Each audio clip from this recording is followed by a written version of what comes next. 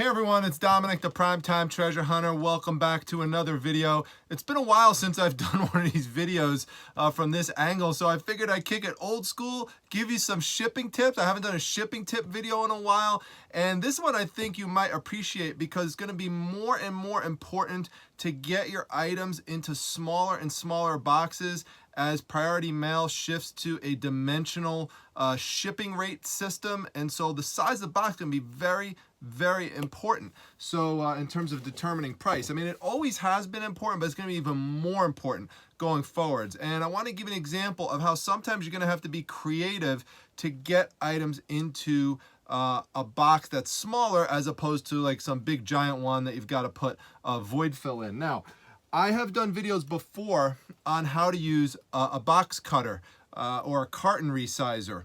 If you haven't seen that video, I will link to it at the end. So this could be very helpful. But as you're going to see in the situation I'm going to show you now, it is not the solution for all problems. If you've never seen this device before, what it does is it has this little cutting device at the end, and you latch it onto the box and you could trim the box down so you could cut off some excess cardboard. But what if you have a box in which you don't need to cut off excess cardboard, you just need to add on some excess cardboard? Now I know what you're thinking. You're thinking, oh yes, you're just going to create a Frankenbox right here. That's what you're going to show us. You're just going to take two boxes and kind of put them together. Nope, that's not what I'm going to show you. Now, there are situations where you might want to do something like that, but this is something a little bit different. So let me show you what I'm talking about here. So I've got a somewhat heavy sign here. It's a fireman sign. It's like a ceramic piece.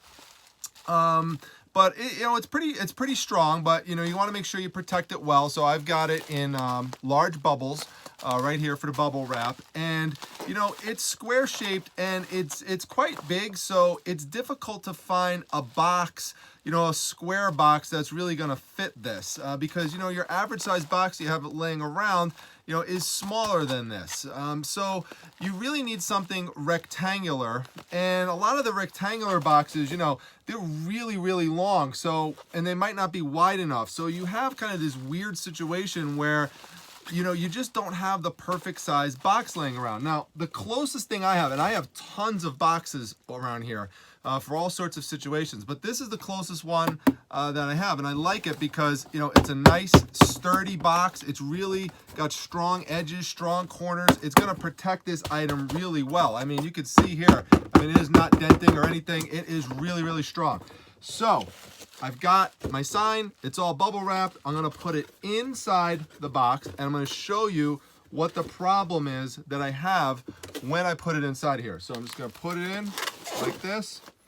And here is my problem. My problem is it's a little bit too big. So there's some overhang here. So if I were to try to close it, I can't do it. This is the problem. So what you could do sometimes is you could use the features of the box to add protection to it by using some strategic repositioning and trimming. And let me show you what I mean. This particular box has some flaps down the side that I could pull out. So you see here, this little flap here, it adds some protection in here, but we could pull it out and we could do some interesting things with it. Same with the other side. Okay, now one of the things that does is it frees up a little bit more space in here. So I could put this in here like this. Okay, now I still have some overhang. No matter which way I want to position it, there's still a little bit of overhang here.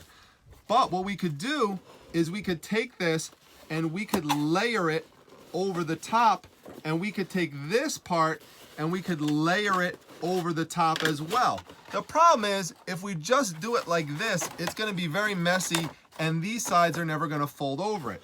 So what we need to do is strategically cut some pieces off. So I really just want this part to be here. So what I'm going to do, I'm going to snip this part off here. We don't need that. So let's cut that off right here. And I've got these huge scissors made by Wiss, which is a famous scissor making company. They're awesome, these shears. I have the link down below in my description section, so go check that out if you want to purchase these. It's going to be one of the best investments you've made in terms of cutting cardboard. You can see it just snips it off no problem, as opposed to like a regular pair of scissors. So we don't want that. The other thing that we don't want is we don't want this right here. So we just want to cut those pieces off. So we'll just do that real quickly. So just snip it off here.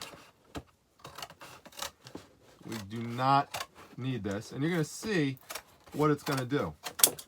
And I've done this before, which is why I could confidently show you this on the video, because I have some experience using this system before.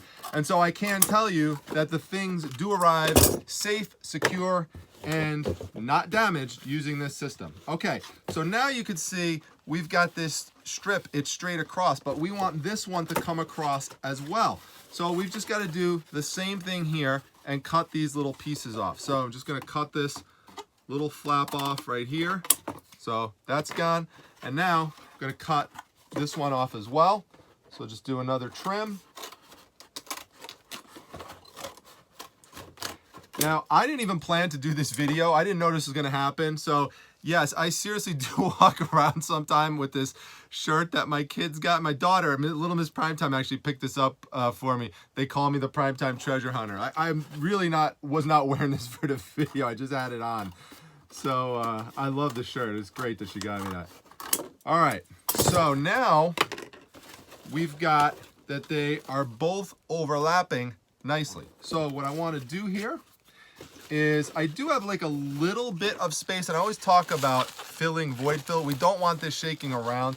So I am going to take some bubble wrap, and I'm just going to put some right in the sides before I do. I'm going to do with these flaps here. So I've got my bubble wrap right to my side. I always talk about having everything within hand's reach, so you don't want to have to move around all over the place. Got my scissors here, I got my bubble wrap here, I've got, you know, other type of void fill right here. I mean, everything. I got my box cutter here, I got my tape gun here.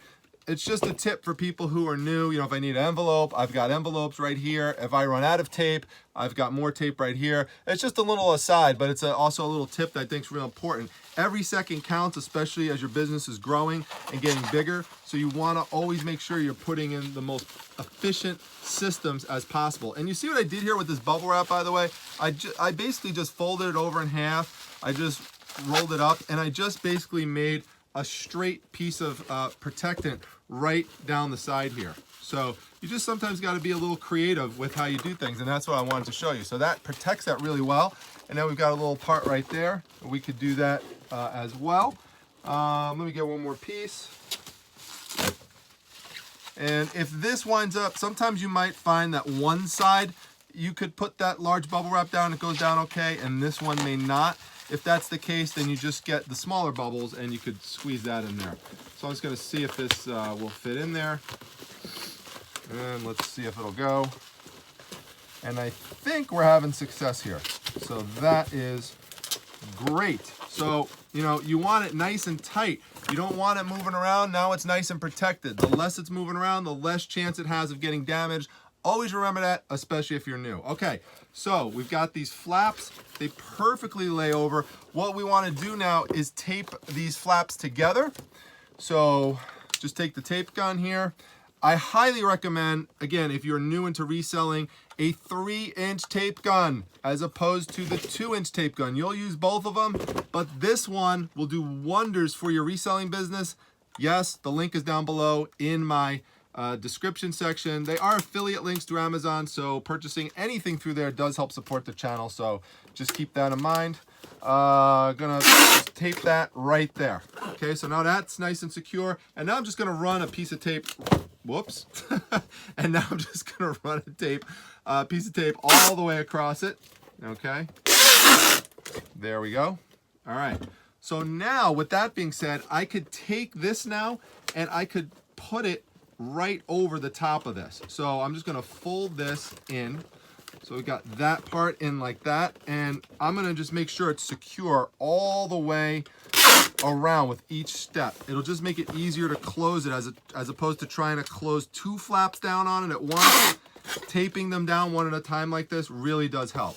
So now I've just got one more flap that I've got to put over, and I like to try to peel these labels off if I can. Anything that has like a UPC on it, I try to, you know, just peel it off and get rid of it if I can. I think there's one more little piece here that I'm gonna get off, and then I'll show you the finishing touches. Okay, and actually I have a garbage can right there too. So okay, so we've got this, just tilt it over like that, and now we're going to just tape the corners down right here. All right, now I'm gonna do the other side. Okay, and now I'm gonna do right here, get this part down. And I'm gonna go across now. There we go. And just press it down as tight as possible. There we go. And now I'm just gonna really secure it down like that. One piece here, and one piece here. And just for kicks and giggles, PG version, we will take one more piece and run it straight across. Okay, so now, as you can see here, I have a nice, safe, secure, sturdy box, and I've got it in the smallest size outer compartment as possible. So this saved me from having to go and get a bigger box to try to futz around with. I had a box that was sufficient, but you have to be creative and see what aspects of the box can I actually use to make it work for me. So always remember, you could use the flaps to your advantage. You know, the flaps were providing protection, right? But I just replaced that protection that it was providing by putting in those large bubble wrap strips down the side, and then I took the protection that the cardboard was giving on the side, and I just put it on the top to give it the protection that it needed and to make it fit perfectly. So now, nice and strong, ready to go out with the shipping label. I'm gonna put this under the shipping tips section of the YouTube channel. So go to my playlist section. You'll see tons of other shipping tips there that could save you money and save you time. It's just one example. In fact, my most popular video that I have has like, I think 38,000 views the last time I checked, is actually a shipping tip video on using the padded flat rate envelope. So if you don't know about that, definitely check out that video. That will also save you a lot of money. And I've got playlists on so many other different topic areas. If you're new to the channel, if you came over from Craigslist Hunter's site recently, go explore. There's over 400 videos on this channel to check out. Now, a couple little housekeeping tips. Tomorrow at 7 p.m. Eastern Standard Time, I am going to be on Don the Auction Professor's YouTube channel for an interview. Don is so knowledgeable. You should definitely go check out his channel and check out the interview tomorrow night. Come by live, ask questions, chat. It'd be good to talk with you. And then this Wednesday night, 9 p.m. Eastern Standard Time. So that's June 12th for those of you who are watching this, you know, way down the road and want to try to figure out when these interviews took place. So 2019. Go check out Wednesday night. I'm going to do an interview with the one and only Lindy Glenn. I am really looking forward to that. That's going to be a really fun time. So that's on my channel. That's at 9 p.m. Eastern Standard Time. So lots of exciting things going down at the Primetime Treasure Hunter YouTube channel. And very happy you're part of this community. Go by and check out my Facebook group, the Facebook Reselling Resource Center. We're almost at 10,000 members there. And this Thursday, we have our 7th Sellerthon. It's the Seller Supporting Sellerthon. For details about that, go over there. It doesn't cost anything to join, and it's a fun activity. We create lots of different situations for resellers to make money. So, you know, even within the group itself, it's just incredible. We had one reseller who made $500 and I think over like 30 sales or maybe even 40 sales in one day from one of our events, one of our Support That Seller Sunday events. So there's lots of things going on there. And then Instagram, go check me out there. That's at prime_time_treasure. See you at the next video, everyone. Take care.